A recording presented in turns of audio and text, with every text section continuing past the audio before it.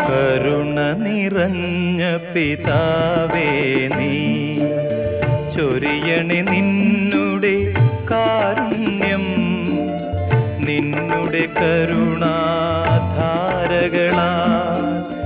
എന്നെ കഴുകണേ നാഥാ നീ. കരുണ നിറഞ്ഞ പിതാവേ നീ ചൊരിയണി നിന്നുടെ കാരുണ്യം.